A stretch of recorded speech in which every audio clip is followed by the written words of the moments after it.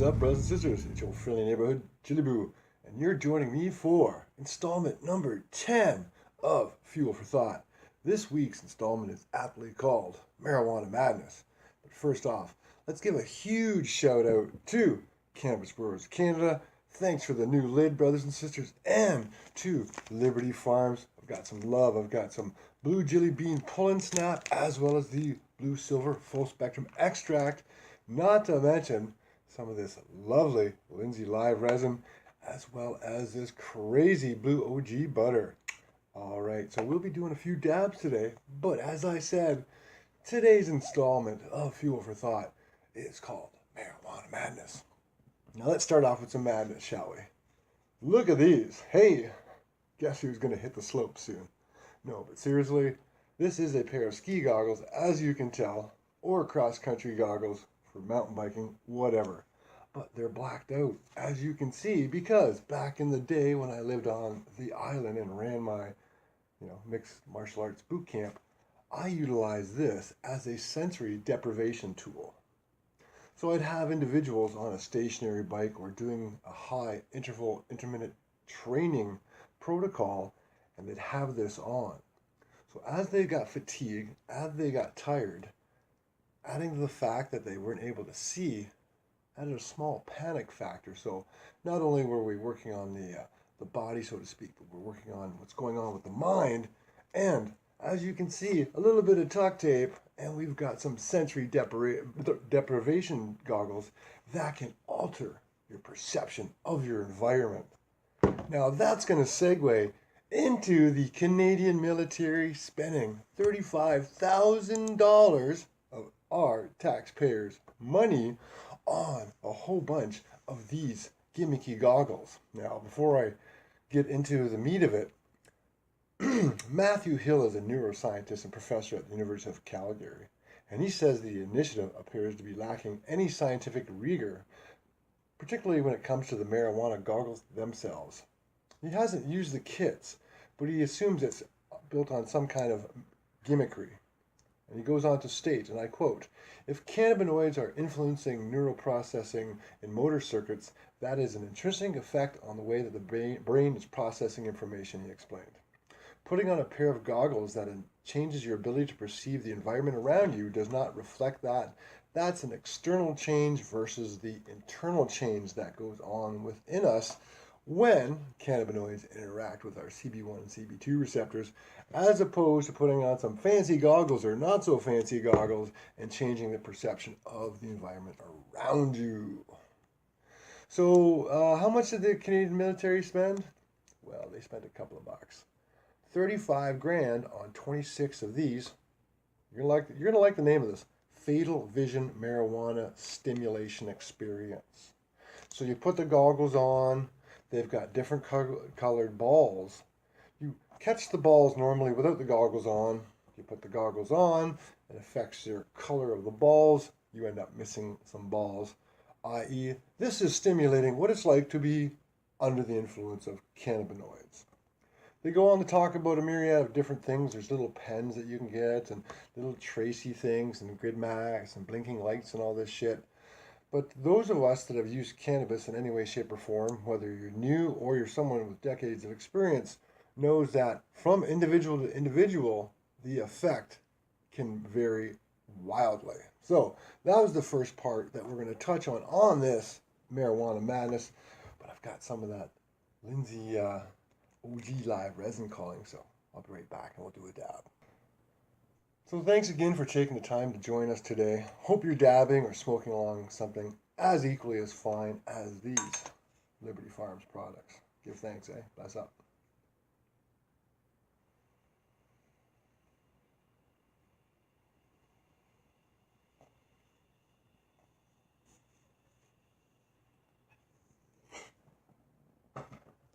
Now, touching on the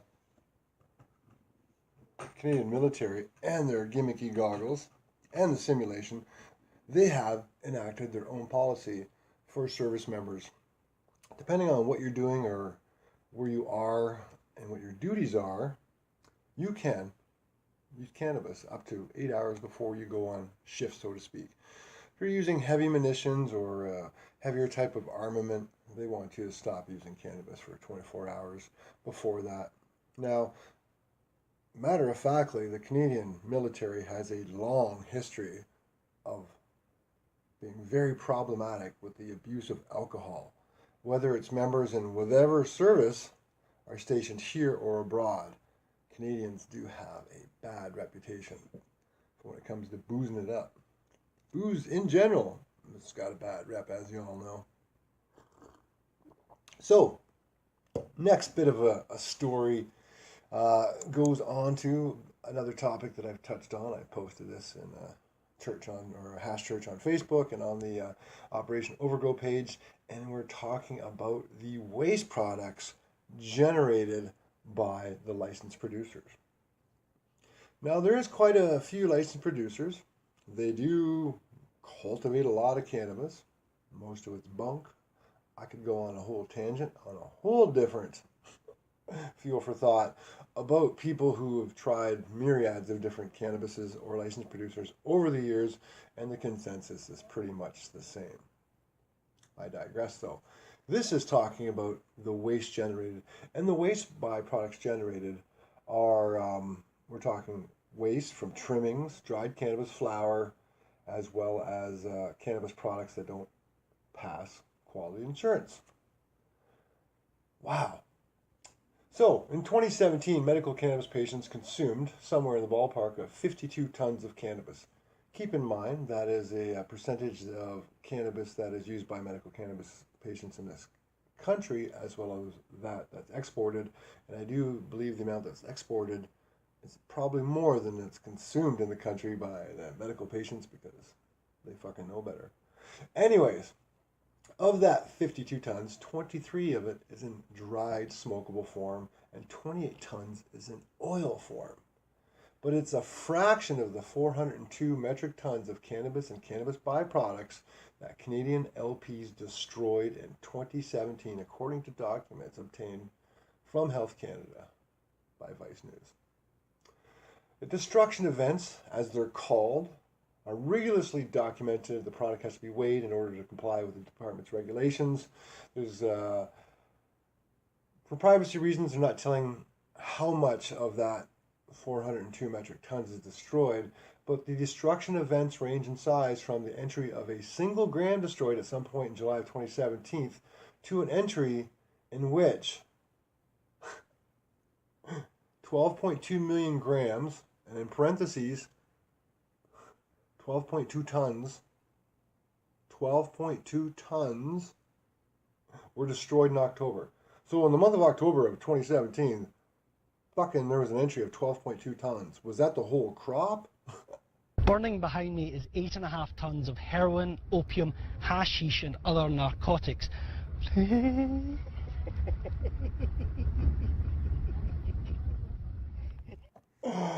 Oh my goodness. It goes on to highlight that cannabis is a waste-heavy process. But my question is, you and I know that there's trichomes on, a percentage of that waste. So 402 tons. Let's just round that number off, shall we? We'll use the number 400 tons. Now let's be really conservative. Really conservative. Let's say 300 tons of that is just shit. Nothing there. That leaves 100 tons of plant material that more than likely would have cannabinoids contained on all those trichomes. 100 tons of trimmings. 100 tons of bud, or premature bud that's not up to snuff. They can't extract it? Obviously not. Health Canada is in charge. It's not the LPs, because they have to go through the hoops. I'm not giving them a break, but they are at the mercy of Health Canada, and Health Canada has stringent rules in place. Once upon a time, for those that didn't know, Health Canada suggested that you get rid of extra cannabis or bad cannabis that you may have through the kitty litter method, where you take your cannabinoid products, mix them with kitty litter and water, and that makes it okay to be put out with the garbage. Government of Canada. Health Canada. Smart bunch of folks, eh? So that's happening. And then here you got fucking JT, flavor of the minute, clown of the country, the CEO, the current CEO of the corporation that is Canada. So it doesn't matter which flavor is in office, it's going to be an idiot that is doing things that are, at the behest of their corporate overlords. They're not doing things for the citizens of the country. It doesn't matter what flavor you put in office, okay? Once you wrap your head around that, you'll be further along as to what the fuck is going on in the corporation of the country that you live in. Thank you very much. Anyways, he's down there in the U.S. and he fucking signs up with the U.S. because the U.S. has got this unratified bullshit fucking document, the new war on drugs.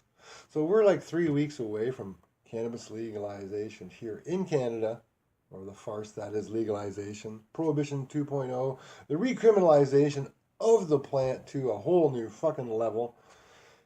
And the guy that's running the shit show goes down there and signs up to be part of the U.S.'s continuing war on drugs. Because obviously their war on drugs has been a fucking huge success since it was officially announced by Nixon back in the early 70s. But we know through Prohibition and cannabis history of the last 100 years almost that they've had a war on cannabis for a lot longer, and all they've done is amp it up to another level with the legalization farce. So we'll close that window. I'll grab another nail. We'll drop another nail of this fantastic Liberty Farms product. Oh, there's my vapor trail. Put it on. 1, 2, 3, 4, 5. Vapexhale. Evo rip for the wins, baby.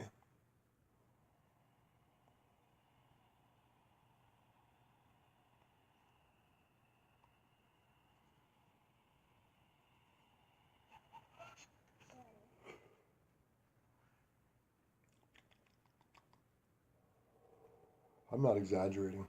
That the ability to really see what the profile is all about with concentrates and flower power is next level. With the Evo, I love my doobies, but yeah. Anyways, brothers and sisters, the next window deals with our friends in Ontario. The old government changing up the Ontario cannabis stores and their bullshit design because they're going with privatization. It's open for anyone to come and play in the cannabis market today. But what's happening is they've ratified it. They're going to have it passed over to the cannabis is going to be part of Alcohol and Gaming Commission in Ontario. They're actually going to have their own little division. What's it going to be called? It's going to be called the Ontario Cannabis Retail Corp. Sounds like the lottery corporation, eh? Again, one store will be open sometime next year. In April Fool's. But starting on the 17th, you can go online. Order some of that fine LP pine. Sadly, our friends that are fighting the good fight, they've been providing with patience, they've been providing with rec market. Anyone that is a dispensary or distributing cannabis in any way, shape, or form after the 17th will not be eligible to try to participate in their new retail market. So you have to close down shop and put in your applications if you want to play. But you and I know the writing's already on the wall. Those with the money, those with the connections, when it comes time to who's going to get what, where, and how many, it's going to be fucking people with money and connections. It's bank. So that's your craft cannabis in the private sector. We will close that. The only thing I can say, though, is they ratified the smoking laws in that province so that you'll have the same rights as a cigarette smoker. So, yay! Are you happy? You should be happy. Anyways, you guys, I'll be right back. Look at this. You're going to fucking laugh when you hear this next story. So I'll get this final rip into us, and then I'll regale you with factual statistics that have been compiled to let you know the what's what.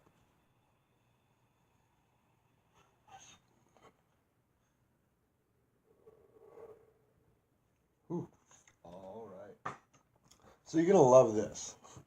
This is the findings from 2 studies surveying hundreds of pot users in the United States where the drug has been legalized and in Ontario where it's about to become legal. And this was compiled by a psychiatrical behavior and neurosciences assistant professor by the name of Michael Amlong. Break it down, yeah. Break it down, see, yeah. And he goes on to state there is a clear preference in legal cannabis. Amlong's research was funded in part through Michael G. DeGroot Center for Medicinal Cannabis Research at McMaster and St. Joseph's Healthcare Hamilton found that prices around, here's the kicker, $10 to $12 per gram is the sweet spot. Now, when legal cannabis comes out, it's priced at such a rate where you're going to be paying a flat rate. So if you want a quarter, you're going to be paying that $10 to $12 flat rate per gram. And then when you get your 7 grams at $70, you'll be paying taxes on top of that. So it may be in the $80 range for that LP quarter. That evidently Mr. Amlong thinks the general public prefer. He goes on to state lower prices can encourage overuse, and higher prices, around $18 to $20 per gram, are likely to push some consumers back to the illegal market. I honestly don't know anybody that pays that $18 to $20 a gram. I know that some LPs have higher end cannabis that, gets up into this silly double digit price, but the guy did a study and he comes away from the study stating that people want to accept a $10 to $12 a gram price or else they may go back to the black market.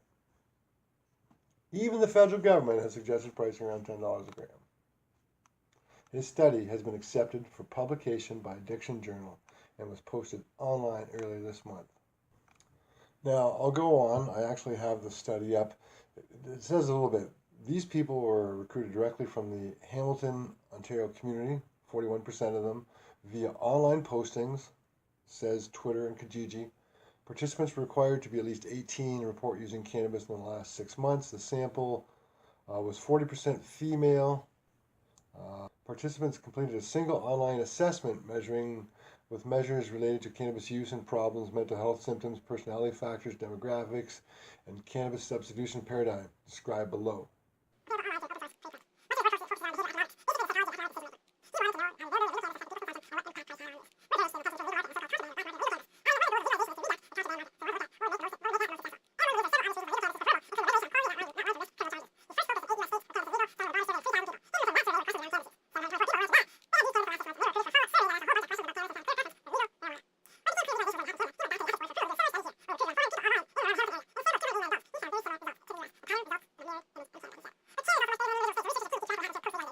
All participants gave informed consent and received online gift cards as incentives. So I could go on and read on of this fucking 14-page diatribe of this study. But as you can see, a very small demographic in a small area of a certain age, the social economic ramifications of how much those people made, as in that 67 grand or 62 grand that they were basing. I don't know a lot of people that make $62,000 a year. The other thing was the fact that they were giving them online gift cards as incentive. So to me, right there, that says that study is skewed. I will put the link for this in the description down below if you want to read it. But again, closing on the marijuana madness, here we go. You see it every day on the news. You hear it from people that don't have a clue and they just look at the basic construct of 4 plants, get to carry an ounce, get to go buy weed legally. Anybody who wants to participate in the system has to source their cannabis from licensed producers. I don't know. Are you wearing these fucking goggles, general public? Like, you have these goggles on already? Or is it just the blinders? My goodness. It is ridiculous in this day and age that we have to sit here and see this farce play out before our very eyes, see those that have been instrumental in developing this culture, in developing the products, taking care of people, literally putting people over profits, as they've established themselves, their businesses, their brands, you know. So many examples of that, and they're just getting crushed under the corporate fucking greed of Kmart Cannabis. Remember, when you support the LP system, you're supporting putting money back into law enforcement to go and take down people that just really want to grow their own and grow in peace. They don't want to live in the construct of the legalization. If they want to share, they want to be able to share without the fear of a 14-year prison sentence. Or if they want to grow more than 4 plants. Come on. It's ridiculousness at its best. But society seems to be acquiescing as to the what's what of the legalization farce. So, spread that knowledge, spread the power, spread the seeds, spread the flower. I will catch you next time. Peace.